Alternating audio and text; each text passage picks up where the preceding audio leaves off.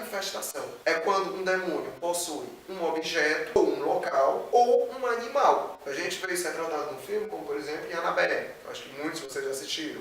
Uma boneca que estava sob ação demoníaca, um objeto que está ali. Ou então sobre um local, como por exemplo MTV, o filme de MTV. Naquela casa está sob ação demoníaca. Então, independente de quem vai entrar naquela casa, vai sofrer influência de ação demoníaca. Que é o local que está, entre aspas, assombrado. Nada que um padre indo abençoar algumas vezes aqui e acolá consiga se resolver. E não é uma coisa também que tem um impacto muito grande na nossa vida. Assusta, assusta. Imagina você em casa e de repente as panelas da sua cozinha começam a cair no chão, se balançar, ou então as luzes começam a piscar e tal. Você assusta. Super tranquilo isso.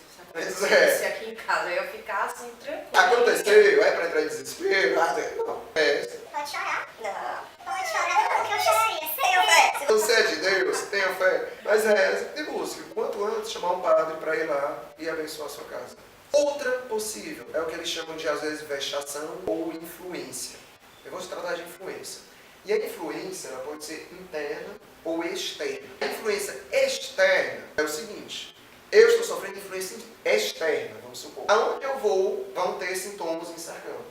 Então vamos supor, eu estou aqui na casa da Jéssica e vai ter quadro caindo, luz piscando, cheiro de enxofre, zoadas em outros aposentos onde não tem ninguém, porta fechando, porta abrindo, N coisas ao meu redor. Saí da casa da Jéssica, a casa da Jéssica voltou ao normal, tá tranquilo. Foi para a casa de outra pessoa, vai acontecer a mesma coisa de outra pessoa. Então é por isso que o nome é influência externa, porque é como se ao meu redor estivessem demônios que estão o tempo todo me seguindo e para onde eu vou eles estão influenciando no ambiente externo. E aí tem a influência interna, que é quando eu consigo ver coisas que vocês não conseguem. Eu consigo, por exemplo, estar vendo um demônio atrás da Poliana, com a mão no ombro dela, enquanto ninguém mais consegue ver. Ela faz assim. Enquanto ninguém mais consegue ver. Ou então, o demônio ele pode causar uma enfermidade, ele pode fazer com que eu tenha visões, nem mesmo só do demônio, mas ter visões que não são visões reais. Mas, de novo, isso é muito fácil de confundir com Problemas psicológicos. um outro problema. E é para discernir, tem que ser uma coisa delicada. E a ação, a melhor do demônio, e a mais comum, é a tentação. Por que é a melhor? Porque o demônio é aquela coisa, nos levar para o inferno. Essas situações que eu falei anteriormente, elas não nos levam para o inferno. A tentação nos leva. O demônio ele não pode manchar a nossa alma, mas ele pode apresentar certas coisas para a gente, entrar na nossa mente e jogar pensamentos e desejos e N coisas que podem fazer a gente a pecar, e aí, consequentemente, a gente pecando, a gente pode ser condenado ao inferno. E o pior de tudo da tentação é a forma como ele apresenta isso, porque na maioria das vezes apresenta como algo bom, algo prazeroso. Quando isso é para você discernir o que é uma tentação demoníaca e o que é você mesmo, a sua concupiscência que está aí puxando, é difícil. Mas normalmente, isso que a Jéssica falou é verdade. A nossa concupiscência, normalmente, você pensa que é algo, você já sabe que é algo ruim. Poxa, eu vou fazer aquilo, eu sei que é ruim e tal, mas... E você cede, às vezes, é uma tentação dessa. E a tentação demoníaca, não. O demônio, como todo mundo já sabe, ele é o pai da mentira. Então ele vai tentar enganar. Ele vai tentar lhe apresentar meio que uma comida estragada, só que revestido por uma embalagem limpa. Então as estratégias do demônio, algumas eu mesmo penso, e vou escrevendo, vou anotando, e outras a gente consegue achar, na verdade só consegui achar em um livro, que falasse bem das estratégias dele. Mas são estratégias como, por exemplo, tem uma que eu chamo de cara ou coroa, que é o demônio mostrar as duas faces de Deus. É tipo assim, antes da Jéssica pecar, ele vai mostrar somente a misericórdia de Deus. Vai vir pensamentos de tipo, Jéssica, pelo amor de Deus, Jéssica, o teu pecado é uma gota no oceano, não é nada isso que tu está fazendo, Deus não vai nem olhar, não vai se importar, faz isso e tal, porque não sabe. Então fica vindo aquele pensamento o tempo todo de que o meu pecado não tem a menor influência, é tranquilo e tal, até que você chegue e tem razão. Aí você dá corda para a conversa, tem razão, o meu pecado é besteira. E aí você cede à tentação. Aí depois que sai a tentação, ele vira a moeda e mostra o outro lado da face, a justiça. Aí começa a vir pensamentos que fazem com que você se sinta o pior dos pecadores. Aí começa a você vir, eu não acredito que eu cometi de novo esse pecado. Eu estou com vergonha de pedir perdão a Deus. E aí se afasta de Deus porque tem vergonha. É tudo muito bem pensado, não é E aí o demônio fica com o sorriso daqui até aqui. Exatamente. Porque ele conseguiu justamente o que queria, afastar aquela pessoa de Deus. Então, assim, tem uma série de estratégias que o demônio faz, jogando na nossa mente de tentação, e você vê que uma tentação dessa não é uma coisa assim que ela com a concupiscência, a gente estava falando, não é uma coisa que você olha, sente, já sabe, poxa, isso é do mal, não. Você meio que é enganado, nem percebe isso. Você acredita que tal coisa é o último pecado, é besteira. E de repente, como é que eu cometi tal pecado? Como é que eu fiz isso? Então, o demônio ele é muito esperto. Não adianta a gente querer chegar e... Por isso que fala muito, não dialogue com a tentação. Principalmente pessoas quando é relacionado à questão da castidade. Esse é que a gente não dá. Meu filho não quer, pensa no jacaré, pensa no brownie, pensa no bolo de chocolate, mas não queira nem dialogar, tipo assim, não, vou ficar só com... Não, mas eu vou ficar só uma vez. Não, mas só uma vez eu vou cair na tentação com meu namorado, com minha namorada. Não tem problema não. Olha, nem pense, nem cogite. A Bíblia tem a carne é fraca. Se a gente for tentar lutar contra ela, a gente vai perder. Então foge. Tem certas coisas que é melhor você não dialogue com o inimigo. Porque ele é mais esperto do que a gente. Ele vai achar uma brecha. Isso. É como a gente vê nas epístolas de São Paulo. É como um leão que está ali rondando a gente. E que a gente tem que estar vigilante, constantemente em oração para conseguir se proteger disso. Tá, demônios existem e demônios agem na nossa vida, a gente viu isso. Agora a pergunta que vem é, por que Deus permitiria isso? Porque Deus é onipotente.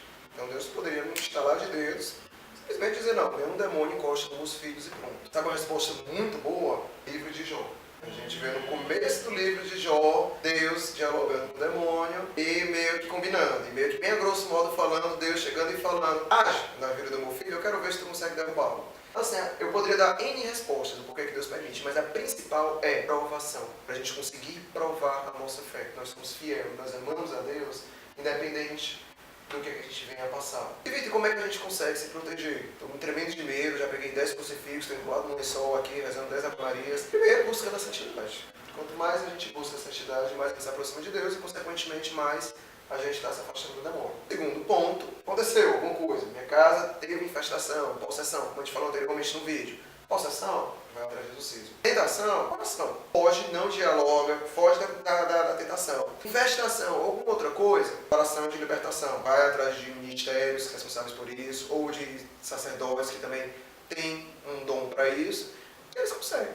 Tá em dúvida, procura um sacerdote. Pessoal, Que susto. meu filho, a gente tá falando sobre demônios e a pessoa faz um negócio desse. Pessoas do bem, finalizamos então o nosso quadro que a Igreja Católica fala sobre demônios. Queria agradecer mais uma vez, novamente, o Vitor. É muito importante a gente saber de tudo que foi dito para que a gente possa estar mais... O Senhor sempre fala, orai e vigiai. Mas quando a gente escuta uma informação dessa, a gente fica mais alerta ainda. E é nessa posição de como cristãos a gente tem que estar em alerta, sempre. E em relação à questão da tentação, que é uma estratégia muito venenosa do inimigo, quero ressaltar, pessoas rezem muito, estejam sempre confissão, oração, adoração ao Santíssimo, terço, estejam sempre munidos da graça e do amor de Deus, para que vocês não caiam na tentação. E se vocês caírem, aí vem o mais importante. São João Paulo II dizia, o santo é aquele pecador que nunca desiste. O inimigo, ele faz com que a gente caia. E a gente, por ser humano, a gente é frágil, a gente vai cair. Por mais que a gente, às vezes a gente até tá lutando, mas cai. Se você cair, jovem, não desista do Senhor por causa disso, porque o Senhor não vai desistir de você. Lute até o fim. Se você cair, você vai se confessar, vai procurar se reconciliar com o Senhor. Então não desista. Se você caiu em algo, que você ficar, eu não aguento mais, então procura orientadores espirituais, padre, procura ver como é que eu posso sair dessa situação. Mas desistir do Senhor, nunca, porque essa é a pior tentação que a gente pode cair, que é desistir de Deus. Gente, indicação do mês de leitura, certo? Quem quiser se aprofundar, conhecer mais sobre o tema. Livro muito bom, foi o primeiro livro que eu li na área, que é Summa Demoníaca, Tratado de Demonologia e Manual de Exorcismo. Livro muito bom, todo feito em perguntas e respostas, tem mais de 100 perguntas falando sobre demônios, explicando bem. 10, fantástico e fácil de achar. Outro livro muito bom, mas esse é mais para quem quer entender as tentações, como é que funcionam as armadilhas que o inimigo coloca na nossa vida. Cartas de um Diabo a Seu Aprendiz, do Lewis. Um livro fantástico, um livro de ficção, onde um demônio experiente vai ensinar um demônio novato, no ramo do negócio deles, a como conquistar uma alma.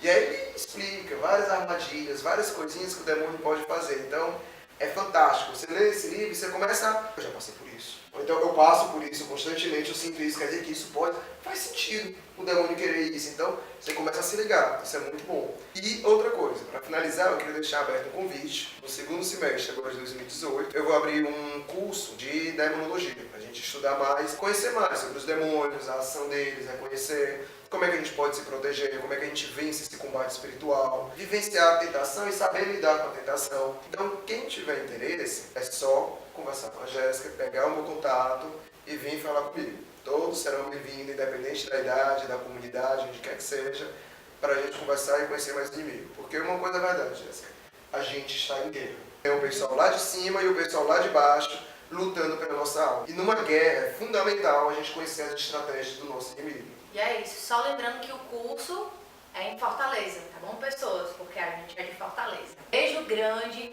Deus abençoe, paz E bem. Cedo te amei.